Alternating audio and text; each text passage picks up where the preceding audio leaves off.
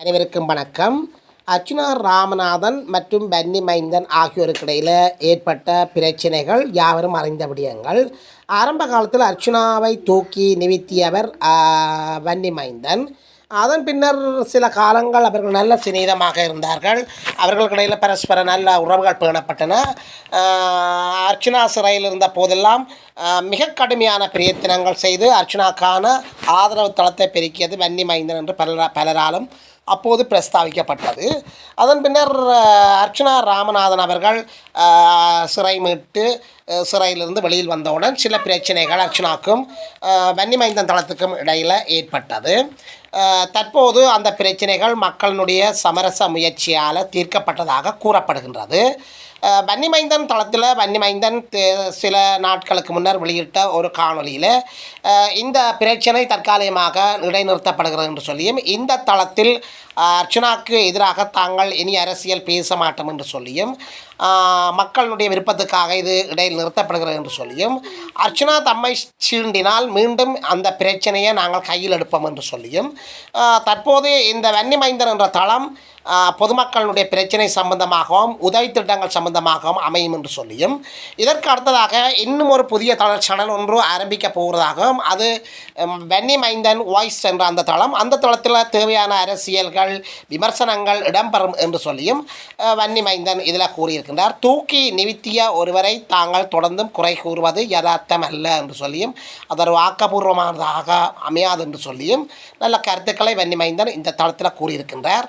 இதுபோன்ற காணொலிகளை நீங்கள் பார்ப்பதற்கு எமது காணொலிக்கு நீங்கள் புதியவராக இருந்தால் அல்லது சப்ஸ்கிரைப் பண்ணாமல் தொடர்ந்து பார்ப்பவராக இருந்தால் தயவுசெய்து சப்ஸ்கிரைப் பண்ணுங்கள், ஷேர் பண்ணுங்கள், கமெண்ட்ஸ் பண்ணுங்கள், லைக் பண்ணுங்கள், நல்ல கருத்துக்களை எழுதுங்கள். அருகில் இருக்கிற பெல் ஐக்கோனை அழுத்தி நாங்கள் உடனுக்குடன் போடுகின்ற காணொலிகளை நீங்கள் உடனுக்குடன் பார்க்கக்கூடியவாறான நோட்டிஃபிகேஷனை ஏற்படுத்தி கொள்ளுங்கள். தொடர்ந்தும் நாங்கள் காணொலிக்கு செல்வோம். எங்களை வலிந்து முதலாக விழுத்தால் இதுல பேசப்படாது. பன்னி போரெக்ஸ் அல்ல புதிய டிக்டாக்ல அரசியல் பேசுவோம். விட்டுட்டு நாங்கள் வெளியில போறோம். ஏன்னா தூக்கி விட்ட ஒருவரை திருப்பி அடிக்கிறது எங்களுக்கும் இஷ்டம் இல்லை. அதை நாங்கள் அவமதிக்கிற மாதிரி செய்யற அவதூறு பரப்புறது செய்யற விருப்பம் இல்லை. நாங்கள் ஏன் கடுப்பிரச்சனை செய்யறாங்கடா, இப்படி நாளைக்கு எங்களை மாதிரி ஒருவர் பிரச்சாரம் செய்ய முற்பட்டால் அதை உங்களால் முறியடிக்க முடியுமா? நான் ஒரு தளத்துக்கும் போறே இல்லை. நான் ஒருத்தர் தளத்துக்கு நான் நீங்க வீடியோ கிளிப் இருந்தா போட்டுவிடுங்க. மைந்த நீ அதுக்குள்ள மைந்தியா நீ அதுல போய் காய்ச்ச நீ அண்டு சொல்லி ஒரு வீடியோ கிளிப்பா போட்டு விடுங்க. நான் அக்செப்ட் பண்றேன். நான் மைந்த தளத்தை வந்துட்டு குறையா சொன்னாங்க. ஏன்னா நான் குறைய சொல்ல மாட்டேன். காரணம் என்னன்னா நான் தளத்துல பயணிச்ச ஆளு. ஐயா தூக்கி விட்டதும் இல்ல. என்னொரு விஷயம் என்னன்னு சொன்னா உள்ளுக்குள்ள இருந்து வேலை செய்திருக்கிறோம். என்னன்னு சொன்னா வேட்பாளர்களை எல்லாரையும் தெரிவு செய்தும் கொடுத்திருக்கிறோம். வேலை செய்திருக்கிறோம். அதெல்லாம் மறந்துதான் டாக்டர் எங்களுக்கு எல்லாம் திருப்பி சேர் அடிச்சவர். ஓகே, அது பிரச்சனை இல்லையா? அப்போ விடுங்க. என்ன தெரியுமா, நான் என்ன ஒன்று சொல்றேன், நீங்க அதை திருப்பி நீங்க அதை கொண்டு வர்றீங்க. காரணம் என்னண்டா, அப்போ நாங்கள் வந்துட்டு மக்களுக்கு தான் செய்ய போறோம். சரியா?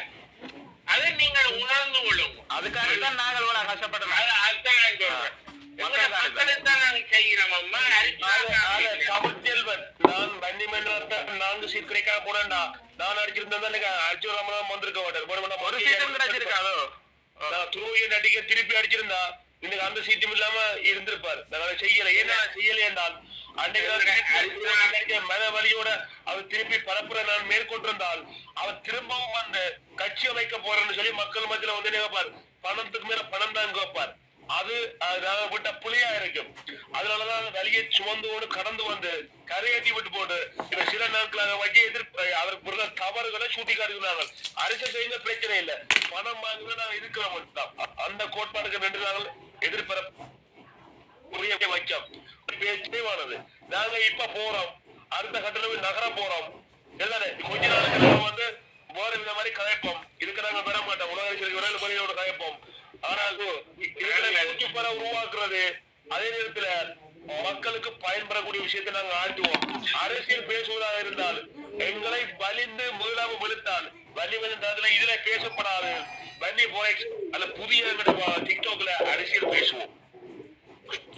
அப்போ நான் என்ன சொல்றேன், நீங்களே நாங்க இப்ப விட்டுட்டு சொன்ன மாதிரி விட்டுட்டு நாங்க வெளியில போறோம்.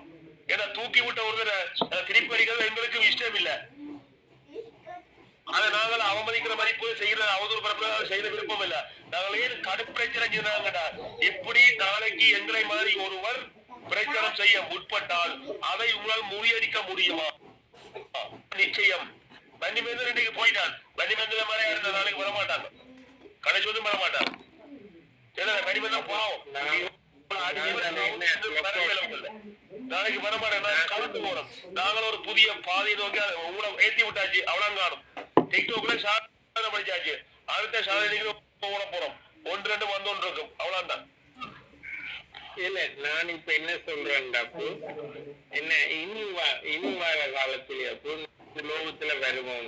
இப்ப என்ன சொல்றேன்டா, இனி இப்ப 2000 வந்துட்டு நாங்கள் என்ன செய்யணும் வந்துட்டு இது போவோம். அதுக்கு மாதிரி வழிவகுப்புல நீங்க செய்யணும். அது வந்துட்டு நாங்கள் இப்ப அர்ஜுனாவை வந்துட்டு போட்டிக்கிறதா வந்துட்டு போட்டு கொண்டிருப்போம். அதுக்கு இடையில வந்துட்டு நாங்கள் அர்ஜுனா வந்துட்டு போட்டு கொண்டிருக்கலாம். அது வேற பிரச்சனை. ஆனா வந்துட்டு நாங்கள் என்ன செய்யணும்னா வந்துட்டு எங்க மக்களுக்கு அடுத்த தேவை இன்னும் வந்துட்டு இப்ப இன்னைக்கு வந்து நீங்க பார்த்திருப்பீங்க. இன்னைக்கு வந்துட்டு